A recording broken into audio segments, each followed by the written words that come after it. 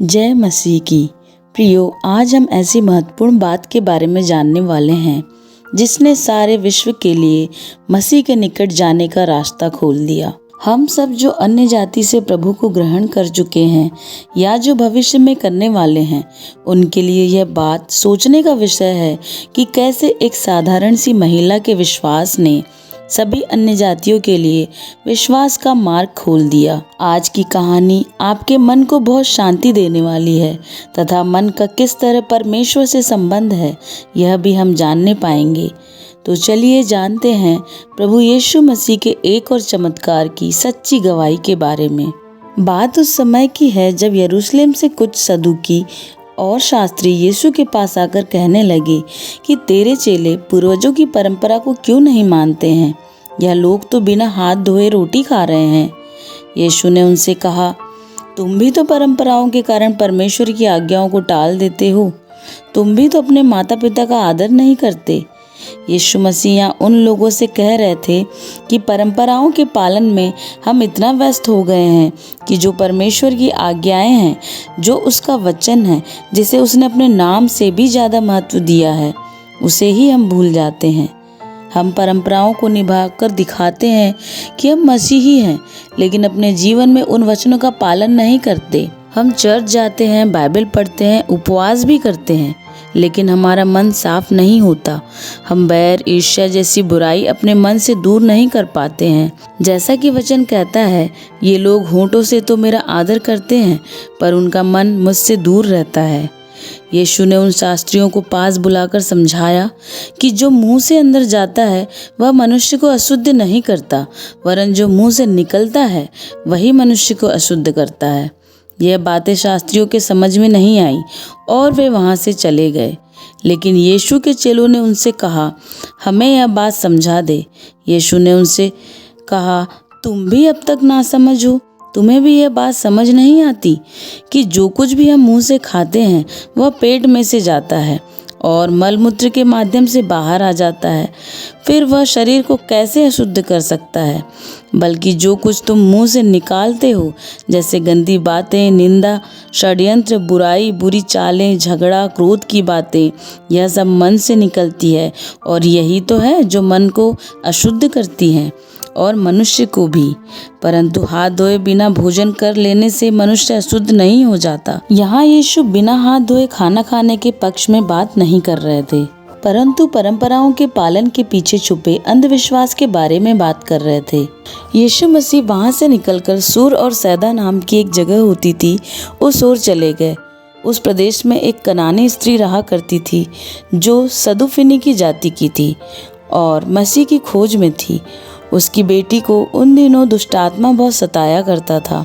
उसने भी शायद यीशु के चिन्ह और चमत्कार के बारे में सुन रखा था, इसलिए जब यीशु वहां से गुजर रहे थे तब वो अपने घर से बाहर निकली और यीशु के पीछे गई, क्योंकि उन दिनों यीशु के पास बहुत भीड़ हुआ करती थी। वे जहाँ जाते थे एक बहुत बड़ी भीड़ उनके पीछे पीछे चलने लगती थी। वह स्त्री भी भीड़ को उसके आसपास देखकर चिल्ला चिल्ला कर कहने लगी, हे प्रभु, दाऊद की संतान, मुझ पर दया कर, मुझ पर तरस खा। प्रभु, मेरी बेटी को एक दुष्टात्मा बहुत सताता है, वह बहुत परेशान है, उस पर तरस खा। पर यीशु यह सुनकर भी आगे बढ़ते गए और उस स्त्री की बातों पर ध्यान नहीं दिया। चेले यह सब देख रहे थे। उन्हें उस कनानी स्त्री पर तरस आया तो उन्होंने यीशु के पास आकर उससे निवेदन करके कहा, हे प्रभु, इसके लिए प्रार्थना कर और इसे जाने दे, क्योंकि वह हमारे पीछे कब से चिल्लाती हुई आ रही है। यीशु उनकी बातों को सुनकर वहीं रुके और उनसे कहा, इज़राइल के घराने की खोई हुई भेड़ों को छोड़ मैं किसी और के पास नहीं भेजा गया। प्रियो, यहाँ यीशु हमें बताते हैं कि वह परमेश्वर के द्वारा केवल इज़राइलियों को उद्धार का मार्ग बताने के लिए भेजे गए हैं। बाइबल हमें यह भी बताती है कि यीशु ने कहा, जैसे मैं अपने पिता को करता देखता हूँ वैसा ही मैं भी करता हूँ। जब यीशु ने उस कनानी स्त्री के विषय में यह कहा था, तब तक पिता की यीशु को आज्ञा नहीं मिली थी। यह सुनकर भी वह स्त्री यीशु के पास आई और उसने यीशु को प्रणाम किया और गिड़गिड़ाते हुए कहने लगी, हे प्रभु, मेरी सहायता कर। तब यीशु उससे बोले कि लड़कों की रोटी लेकर कुत्तों के आगे डालना अच्छा नहीं है। अर्थात यीशु इज़राइलियों के लिए भेजा गया है, तो मैं किसी और के साथ इन कामों को नहीं कर सकता। वह पिता की आज्ञा पाकर यह चिन्ह और चमत्कार करते थे, ताकि इज़राइली विश्वास करें और अपना उद्धारकर्ता ग्रहण करें। इन बातों को सुनकर वह कनानी स्त्री बड़ी विनम्रता से कहने लगी कि यह तो सच है प्रभु जी, लेकिन कुत्ते भी वह चूर-चार खाते हैं जो उनके स्वामियों की मेज से गिरते हैं। उस स्त्री ने यीशु मसीह के सामने अपने आप को इतना छोटा कर दिया कि प्रभु को अपना स्वामी मान लिया। इस बात ने यीशु मसीह को छू लिया, क्योंकि उस कनानी स्त्री ने उन्हें अपना स्वामी अर्थात मालिक मान लिया था। उसने यीशु पर इज़राइलियों से भी बड़ा विश्वास दिखाया। इस पर यीशु मसीह ने उस स्त्री से कहा, हे स्त्री, तेरा विश्वास बड़ा है, जैसा तू चाहती है तेरे लिए वैसा ही हो। वह स्त्री वहाँ से चली गई और घर जाकर क्या देखा कि उसकी बेटी चंगी हो गई थी।